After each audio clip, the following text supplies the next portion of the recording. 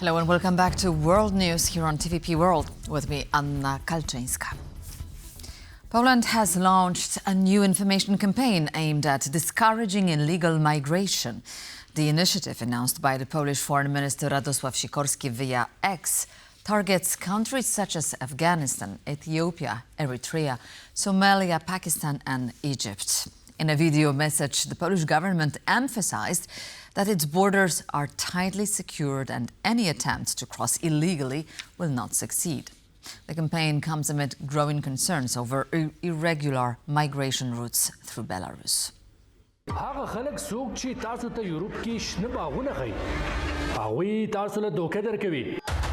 پپوله باړ لګولې شوی جدید او برقي آلات نصب کړل شوی او په زرګونو فوجان تعینات دي پولند کې د پناه قانون اوس نور هم سخت کړی شوی دی پولند او بیلاروس ترمنځ پوله د یورپ دروازه نه ده موږ د هغه ملزمانو خلاف جنگ کوو څوک چې انساني سمګلینګ کوي څوک چې هم په غیر قانوني توګه په پولې د اوړېدو هڅه کوي هغه به نیول کېږي هغه کسان چې تاسو سره یورپ کې د ښه ژوند تېرولو لوظونه کوي هغوی This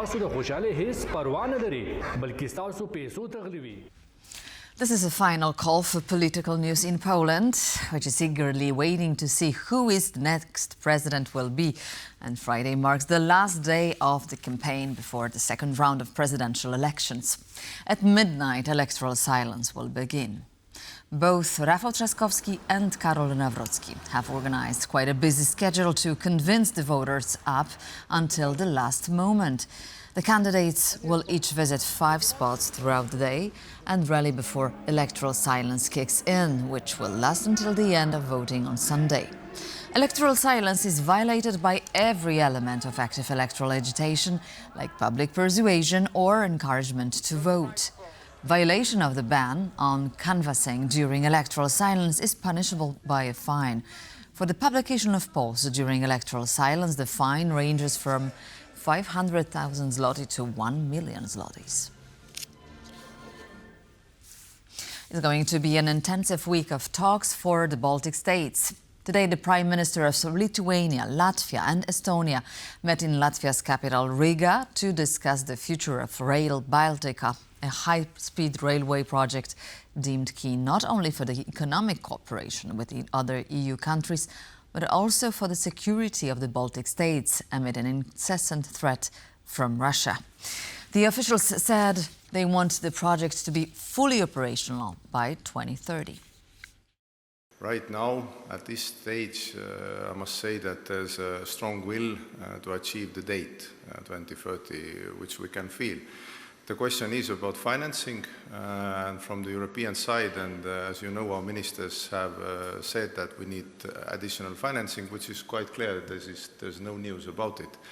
Estonian gap is calculated about 400 to 500 millions on the state side in our financing, and we are able to bridge that gap. We already have added funds from our own budget to Rail Baltic. In Lithuania, this year we'll probably finish 114 kilometers of railway track, and we are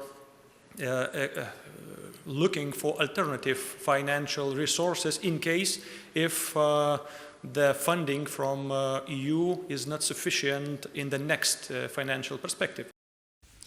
Former United States General and CIA Director David Petraeus thinks that if Russia succeeds in Ukraine, it will attempt another invasion, possibly targeting NATO member Lithuania. He also slammed both US Presidents Donald Trump and Joe Biden for failing to sufficiently address Putin's invasion of Ukraine. Speaking at the Policy Exchange think tank in London, Petraeus criticized President Trump for repeatedly giving Putin another chance, even though the Russian leader hasn't shown any willingness to end the war. In fact, Russia still aims to topple Ukrainian President Volodymyr Zelensky and turn Ukraine into a puppet state. Once that's done, they'll focus on a Baltic state, Petraeus claims. And the reason he believes it could be Lithuania is due to the country being featured prominently in Putin's speeches. Ukraine is ready to openly discuss a ceasefire directly with Russia, said Ukrainian Foreign Minister Andrei Sybiha during a joint press conference with his Turkish counterpart on Friday. Sybiha added that Kiev is prepared to continue negotiations on the date proposed by the Kremlin, June 2. However, Ukraine's chief diplomat also said that Ukraine expects to receive the promised draft of Russia's peace memorandum in advance to make the talks more substantive and focused. As for the meetings that recently took place in Turkey, we are interested in them continuing because we want to end this war this year, and we are interested in establishing a ceasefire, whether it's for 30, 50 or 100 days. Ukraine is ready to openly discuss this directly with Russia. We confirmed this during the latest meeting between our delegations. By the way, our Turkish friends were also present at that meeting. Accordingly, following the previous meeting in Istanbul, Ukraine has already provided the Russian side with its vision for the next steps, our view on the continuation of our peace efforts, including parameters for a future ceasefire. We are also waiting for a memorandum from the Russian side, as was announced. We expect it in advance. This was also promised to the American side. In order for the next planned meeting to be substantive and focused, it is important to receive this document ahead of time so that the departing delegation has the necessary mandate to discuss relevant positions. The introduction of the euro in Bulgaria has become a significant point of contention among political leaders in the country. The target date for Bulgaria's entry into the eurozone has been set for January 1st of next year. But according to a new Gallup poll, the country is still deeply divided on the issue. Just 33.4% of respondents see mostly benefits from the introduction of the euro, while 32.9% say they anticipate largely negative consequences. Many are still uncertain what to expect from the introduction of the single European currency in Bulgaria, with 22.6% of respondents of the opinion that it will bring neither problems nor benefits.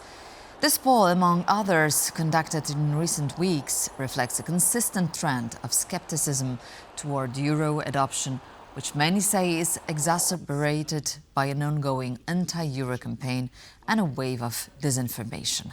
The survey comes just 1 week before European institutions are to release their formal assessment of Bulgaria's readiness to join the eurozone.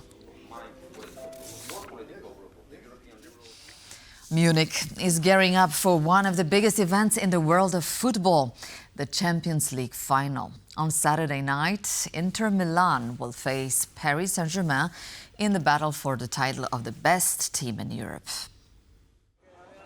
A wave of football excitement has taken over Munich as fans from across Europe gather to cheer for their teams. Among them, passionate Inter Milan supporters were on hand to welcome head coach Simone Inzaghi and his squad upon their arrival in the city.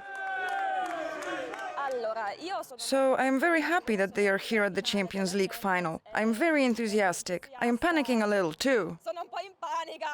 Similarly, upon arrival, PSG was greeted by a crowd of fans, and expectations for the team are running high. There is no way I wasn't here for this game. We have all the chances to win. We have the best team. We have a wonderful coach. I can't believe we're not going to win this game. So I just wanted to be here. Local police, aided by their colleagues from France and Italy, will be responsible for security during the weekend's big game.